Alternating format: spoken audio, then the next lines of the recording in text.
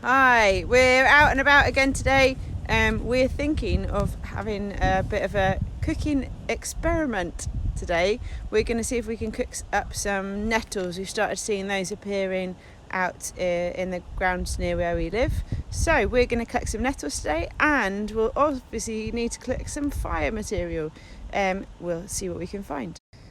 Right, looking for your material that you'd start the fire with. You're looking for very thin, dry stuff. So in the bushes here, we have got lots of very, very thin, dry dead branches. Bed, can you show them how you know? Yeah, you can bend it and it should snap. This fluffy seed heads are great for being a good tinder, which is the thing that you'll use to start your fire. So we're going to collect up some of that. Something else that is really good when you're trying to start a fire is dry grass. So something, because it's really thin and it is quite a good fire booster if you're trying to start a fire really quickly. If you're making your fire from natural firewood, not going to buy it from the shop, another good source of firewood is looking in trees because it's off the ground and finding some dead branches. This stuff is really nice and thin that Megan's collecting now, and we're trying to find dead branches. So at the moment dead branches won't have any buds on them, and when you bend them they will snap like this. So we're going to collect a good handful of that. It will burn quickly and easily, and then we'll need to find some thicker logs.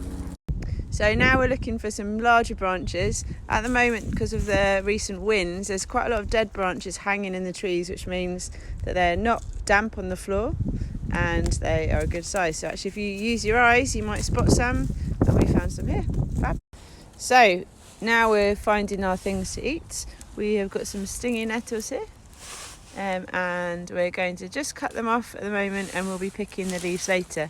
Megan's wearing a glove. Why are you wearing a glove, Meg? Because so it doesn't sting my hand. Because I won't get enough stings on my hand, and it's easier for me to hold it down and I can just get under it and chop it so there's no hurts on my hand. Lastly, we're really lucky. On our road we have got a silver birch tree. At the moment it's really easy to recognise. It's got some catkins on and the bark is a lovely sort of white colour. You'll notice it's really peely, peels off like paper, and this is a great thing to get your fire going. It's got lots of resin in, which burns really easily, so we're going to grab a handful of that. Now that we're back at the house, giving the nettles a little rinse in the sieve. Make sure you give them a good clean, and then we're going to remove the leaves and put them on a paper towel to dry them out. Right, we've set up our tinder bundle in the middle. We've put some char cloth in there. We're going to see if we can get a spark on that and light it. You can use lots of different things. You can use cotton wool to light. We're just trying to keep things fairly natural. You can obviously use newspaper. You can see we've got our dried grass, our silver birch bark, and some seed heads, nice and fluffy and dry. Hopefully this will catch, and then we're going to put on our bigger pieces of wood, which we have over here all sorted on our log. Okay, here we go. Amazon, they are a lot of fun. You're going to put your thumbs in here and we're going to give it a strike. It takes a bit of muscle. You can see we've got some embers on it. I'm going to roll this up and we're going to give it a blow.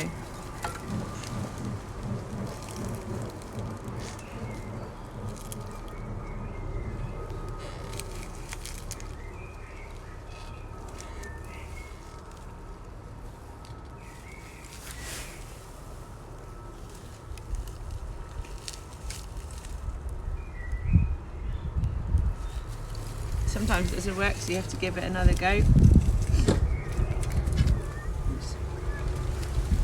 Tell you what you can do is just start it again if you get anything going.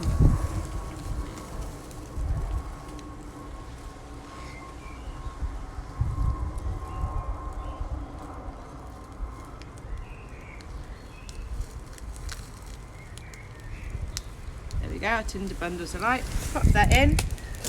And let's get some of the smaller logs on.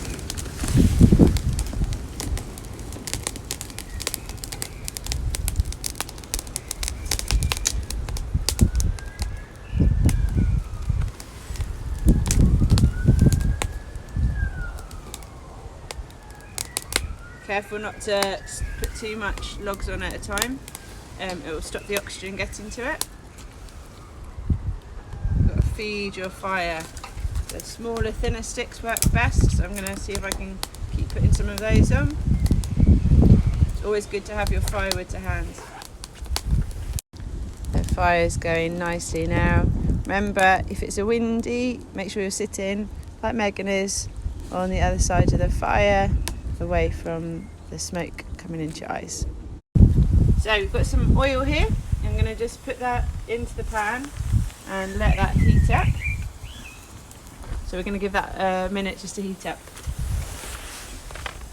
Okay, so the oil is hot enough now, so we're going to add our nettles. These have been washed and dried, and I'm going to put them into the pan. Here the nettles go into the hot oil.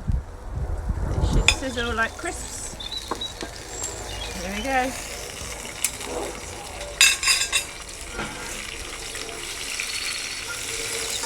As they're cooking, the stings come off, so they're perfectly safe to eat. So I'm going to give them a little shake, give them a turn, and we'll see what they taste like.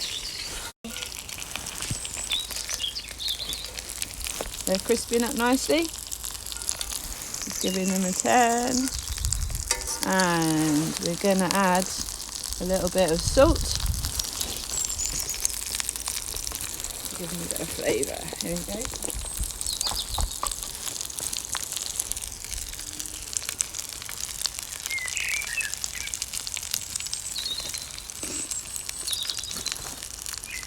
And a little bit of garlic seasoning. Here we go.